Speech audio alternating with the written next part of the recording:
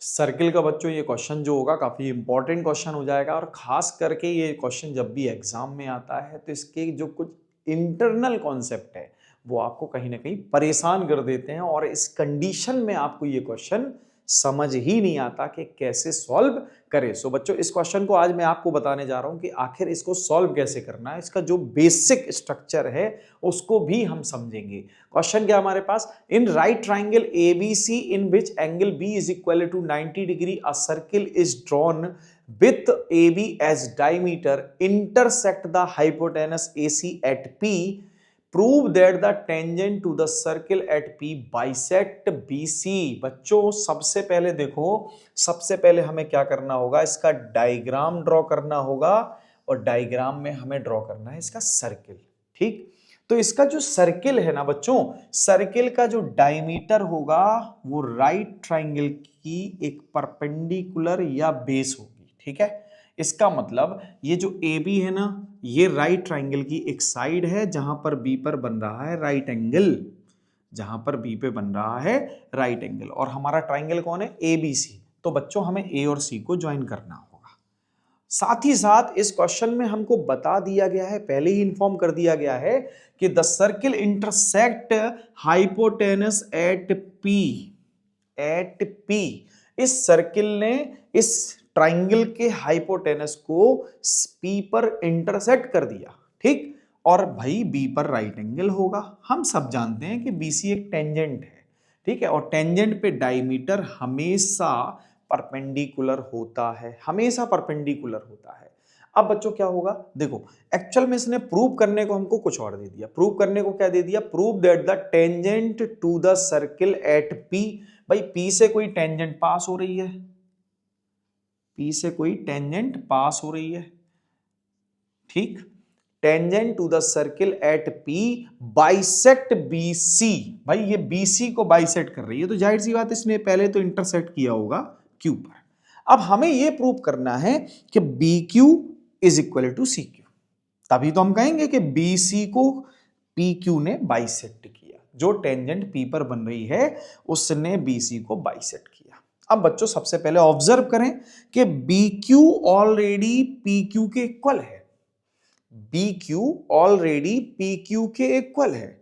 क्यों, from external point intersecting tangents are equal, BQ is equal to PQ। अब हमें सिर्फ इतना प्रूव करना है, कि PQ जो है ना वो CQ के भी इक्वल है।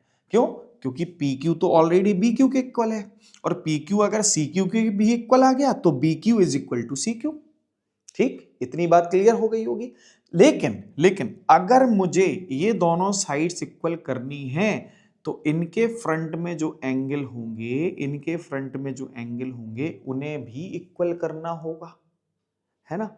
इसका मतलब मैं अगर इन दोनों को इक्वल करने में कामयाब हो गया बच्चों तो ये दोनों साइड्स भी इक्वल हो जाएंगी। तो क्यों ना मैं इनको एक नंबर दे दूं 1 और 2। मैंने इनको एक नंबर दे दिया। अब बच्चों क्या करेंगे, मैं B से P को ज्वाइन करा दूंगा। अब क्या हुआ, एक ट्राइंगल फॉर्म हो गया, ट्राइंगल ABP। ठीक है, जो जिसका जो बेस है ना जनरली देखा जाए तो वो एक डायमीटर, और डायमीटर हमेशा सर्किल पे राइट एंगल ट्राइंगल ही सब्सटेंड करता है। इसका मतलब बच्चों ये हो गया राइट एंगल। क्लियर, ये हो गया राइट एंगल। और राइट एंगल का जस्ट जो एडजेसेंट एंगल होगा, हम जिसको देख पा रहे हैं BPC, यानी कि लीनियर पेयर भी होगा, वो इसका क्या होगा 90 डिग्री। जस्ट यहां पर ये भी तो 90 होगा। बात आ रही ना समझ में, कि भाई अगर यहां राइट एंगल है, लेफ्ट में राइट एंगल है, तो राइट में भी राइट एंगल ही बनेगा स्ट्रेट लाइन पर, क्योंकि AC तो एक स्ट्रेट लाइन है। तो क्या मैं ये कह सकता हूं जस्ट 2 के बगल से एक एंगल गया है एडजेसेंटली, जिसका नंबर है 3। ये जो 3 है ना, ये 3 और 3 के साथ 2 को ऐड करोगे तो 90 डिग्री मिलेगा। ऑलरेडी मैं पहले ही बता चुका हूं BPC is equal to 90, so 3 to 90। ठीक, साथ ही साथ बच्चों अगर ट्राइंगल में ऑब्जर्व करोगे तो ये ABC एक राइट ट्राइंगल है और राइट ट्राइंगल B पर बन रहा है, तो C और A का सम भी 90 डिग्री होगा। तो इसको भी कोई नंबर दे देते हैं 4। ये बात क्लियर हो गई होगी, ये बात क्लियर हो गई होगी। तो बच्चों इसका सॉल्यूशन देख लेते हैं हम, ठीक है। हमने जो इसका जो बाहरी स्ट्रक्चर था उसको समझ लिया, अब इसका सॉल्यूशन देख लेते हैं एक्चुअल। देखो बच्चों, सबसे पहले तो इसमें हमको गिवन था ABC, triangle ABC is a right triangle at B.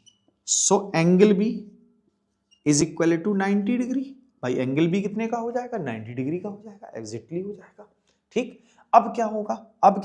अब देखो बच्चों, AB is diameter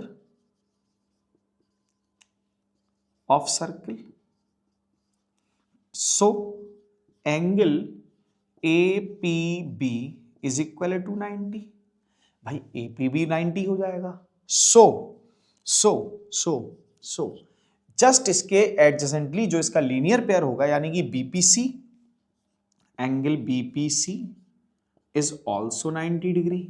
ये बात भी क्लियर हो गई होगी, ये बात भी क्लियर हो गई होगी। बच्चों BPC भी 90 है और APB भी 90 है, ठीक है। अब थोड़ा सा कुछ चीजों को ऑब्जर्व करते हैं, कुछ चीजों को ऑब्जर्व करें। क्या ऑब्जर्वेशन देखना हमको कि 2 और 3 का सम 90 होगा। जस्ट अभी मैंने समझाया कि अगर ये राइट एंगल है तो इन दोनों का सम क्या होगा? 90। So angle 3 plus angle 2 is equal to 90 degree. ये हो गया हमारा फर्स्ट, ठीक, ये हो गया हमारा फर्स्ट। ऐसे ही बच्चों इस ट्राइंगल में देखो आप, इस ट्राइंगल में इन ट्राइंगल ABC अगर एंगल B 90 डिग्री का है तो क्या मैं ये कह सकता हूं angle 1 plus angle 4 is equal to 90 degree. ये हो गया हमारा सेकंड इक्वेशन। भाई 1 और 4 का सम भी तो 90 होगा, 1 और 4 का सम भी तो 90 होगा, एग्जैक्टली होगा। अब थोड़ा सा और सॉल्व कर लेते हैं। देखो ध्यान से, हमें एक छोटा सा कॉन्सेप्ट समझना होगा जिसको हम अलग से समझेंगे, ठीक है। जैसे हमारे पास कोई सर्किल है, ठीक, और इस सर्किल पर एक कॉर्ड है BP, ठीक, ये बात समझ में आ गई होगी। और इस कॉर्ड के पॉइंट P से एक टेंजेंट पास होती है जिसका नाम है PQ, ठीक। अब बच्चों हम सब जानते हैं कि जो एंगल BP और PQ के बीच में होगा वही एंगल BP सब्सटेंड करेगी सर्किल पे, ठीक। ये बात आ गई होगी समझ में। इसका मतलब ये एंगल और ये दोनों एंगल इक्वल होंगे, ठीक। ये बात समझ में आ गई ना, ये दोनों एंगल इक्वल होंगे। अब सवाल खड़ा होता है सर कैसे, है ना, कैसे? तो इसका जवाब छुपा है क्लास 9th के कॉन्सेप्ट में, उसको भी समझ लेते हैं। देखो बच्चों कोई भी कॉर्ड जो एंगल सेंटर पे सब्सटेंड करेगी, सपोज कीजिए कि ये एंगल 100 डिग्री है, ठीक, तो जस्ट इसका हाफ एंगल जो होगा वो सर्किल पर होगा, यानी कि ये 50 डिग्री। क्लियर। अब एक बात बताइए, ये जो OB है, ये जो OP है, ये दोनों साइड से इक्वल है, इसका मतलब ये दोनों एंगल भी इक्वल होंगे। और किसी भी ट्राइंगल के तीनों एंगल्स का sum, the sum of all angles of triangle is 180। अगर ये बच्चों 100 है तो ये 40 होगा और ये भी 40 होगा, ठीक भाई, नॉर्मल सी बात है। ये तो टेंजेंट है, ये तो रेडियस है, और रेडियस के साथ जब टेंजेंट होती है तो वो 90 डिग्री का एंगल बनाती है। और बच्चों एक एंगल इनमें से 40 है तो बाकी रिमेनिंग पार्ट कितने का होगा? 50 डिग्री का होगा। बाकी रिमेनिंग पार्ट कितने का होगा? 50 डिग्री का होगा। तो आप ऑब्जर्व करो ना, जो कॉर्ड थी और जो टेंजेंट थी, इनके बीच में जो इंक्लूडेड एंगल है, the angle between tangent and chord is equal to the angle subtended by chord at circle. तो इसका मतलब सीधा है भाई, इसका मतलब सीधा है कि बीपी और पीक्यू के बिटवीन जो एंगल बना angle 3 is equal to BP ने जो एंगल सब्सटेंड किया सर्किल पे एंगल 4, ये दोनों इक्वल है।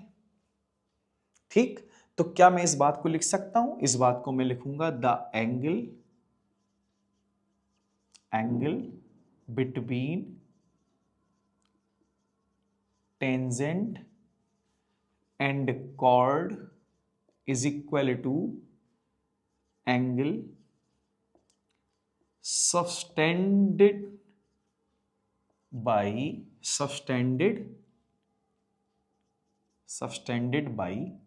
chord at circle सो बच्चों एंगल 3 एंगल 4 के इक्वल हो गया। ये बात क्लियर? तो क्या मैं भाई इस 4 की जगह पर एंगल 3 भी पुट कर सकता हूं? कर सकता हूं ना।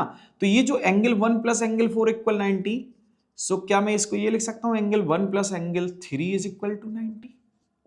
तो ये हो गया थर्ड इक्वेशन। अब बच्चों हम क्या करते हैं, थर्ड और फर्स्ट को इक्वल कर लेते हैं, इक्वेट कर लेते हैं।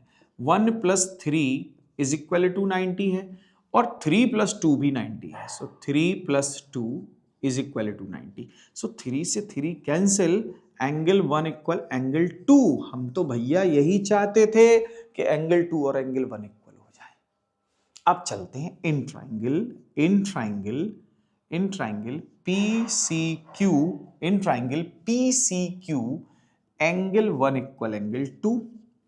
जब ये दोनों एंगल इक्वल होंगे सो इनके अपोजिट साइड्स भी इक्वल होंगी। Sides opposite to equal angles are equal. So हम कह सकते हैं ना PQ इक्वल CQ। ठीक है, ये बात समझ में आ गई, ये बात समझ में आ गई। ये हो गया भाई हमारा fourth number. And we know that